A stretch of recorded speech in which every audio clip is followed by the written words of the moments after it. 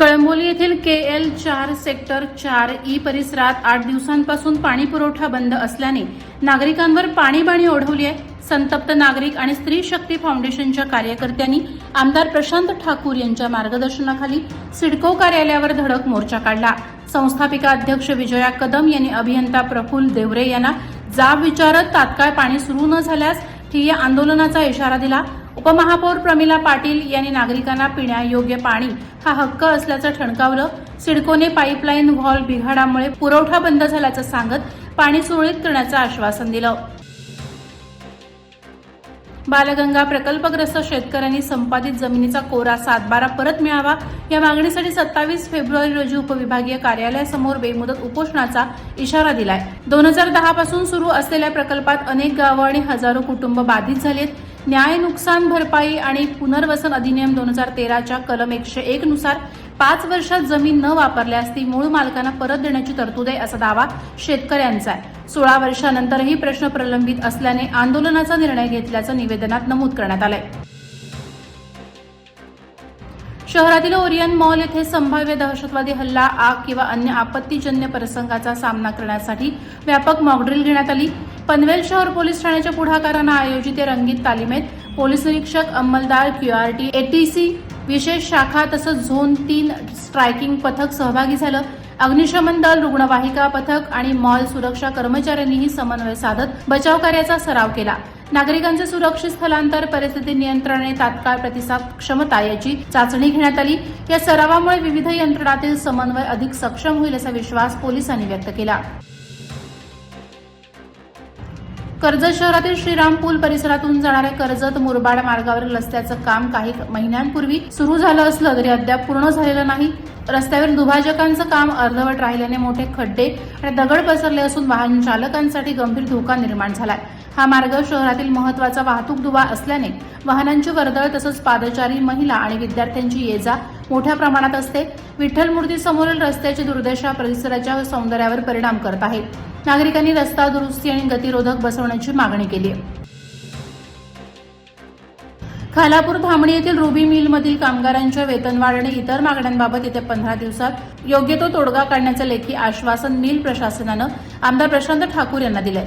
कामगारांच्या मागण्यांकडे दुर्लक्ष होत असल्याने 23 फेब्रुवारीपासून काम बंद आंदोलनाचा इशारा देण्यात आला होता.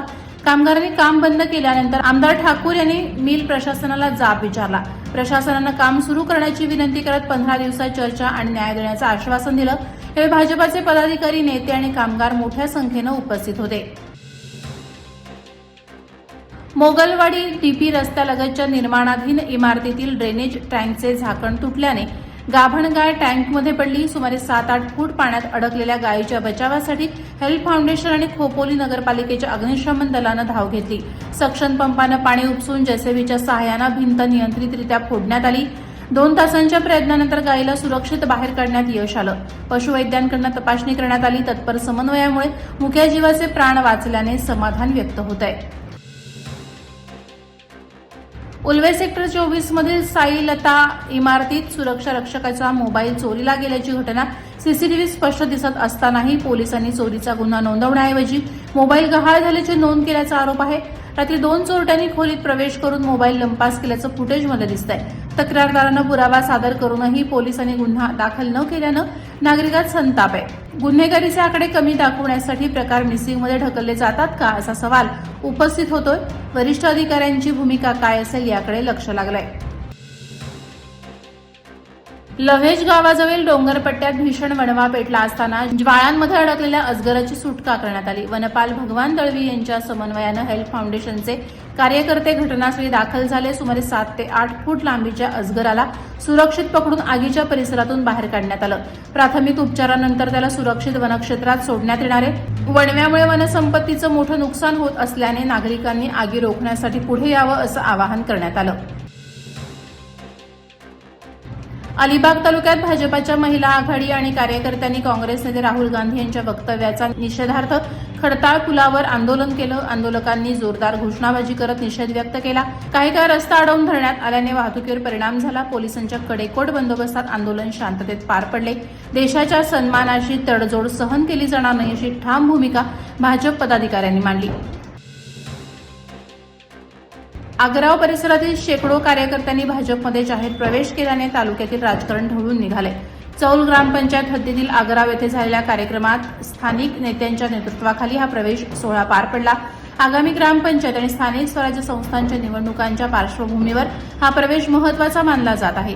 पक्ष संघटन मजबूत करण्यावर भर देण्यात नेत्यांनी अलिबागमध्ये भाजपचा आमदार निवडून आणण्याचा निर्धार व्यक्त केला. या शक्ती प्रदर्शनामुळे स्थानिक राजकारणात नवे समीकरण तयार होण्याची चर्चा रंगली आहे.